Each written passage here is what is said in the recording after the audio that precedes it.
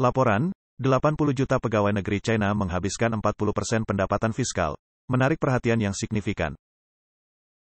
Baru-baru ini, diskusi di internet telah melonjak terkait isu 80 juta pegawai negeri yang menghabiskan 40% dari pendapatan fiskal, yang berjumlah sekitar 1,4 triliun dolar AS.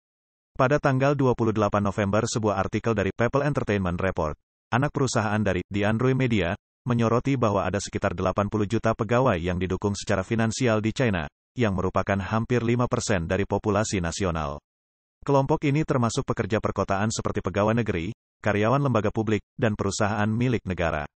Gaji, biaya pensiun, dan biaya lainnya terutama bergantung pada alokasi keuangan.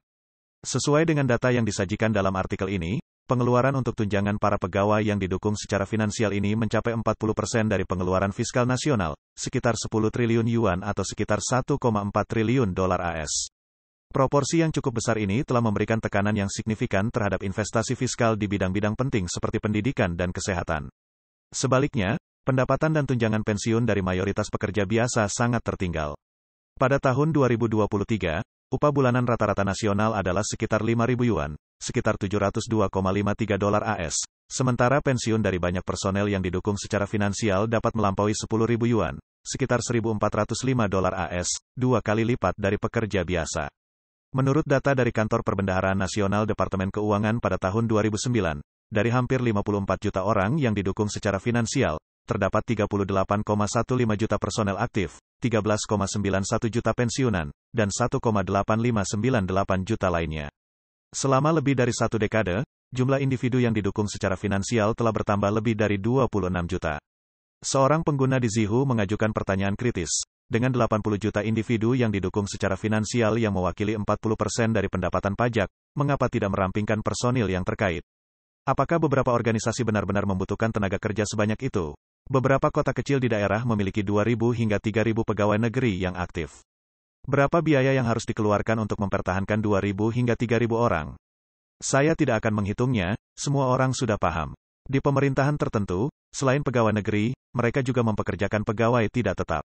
Saya tidak mengerti mengapa, dengan begitu banyak pegawai negeri dan alokasi pegawai, ada kebutuhan untuk merekrut tenaga kerja sementara untuk menyelesaikan tugas-tugas. Berapa banyak pekerjaan yang masih belum selesai? Pengguna mendesak untuk merampingkan departemen pemerintah, meningkatkan efisiensi personil pemerintah, menghilangkan redundansi, dan mendorong pemerintahan yang lebih efisien dan ramping untuk meringankan beban pajak pada masyarakat.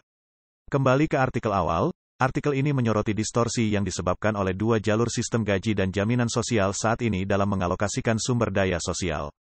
Artikel tersebut menunjukkan bahwa pegawai yang didukung secara finansial mendapat manfaat dari pensiun tingkat tinggi setelah pensiun, seringkali tidak memiliki motivasi untuk terus bekerja, sementara pekerja biasa dengan pendapatan pensiun yang lebih rendah merasa terdorong untuk bekerja lebih lama, yang mengakibatkan alokasi sumber daya manusia yang tidak seimbang. Artikel ini mendesak kemajuan yang cepat dari reformasi sistem jaminan sosial untuk membangun sistem jaminan yang terpadu dan berkelanjutan. Arah reformasi yang diusulkan adalah dengan mengintegrasikan sistem jaminan hari tua dasar untuk pekerja dengan sistem jaminan hari tua sosial untuk penduduk perkotaan dan pedesaan, sehingga menghilangkan keterasingan. Hal ini akan memastikan cakupan dan manfaat yang seragam sekaligus membongkar sistem hierarkis yang ada, dan membangun hubungan baru dengan hak dan kewajiban yang setara di antara anggota masyarakat.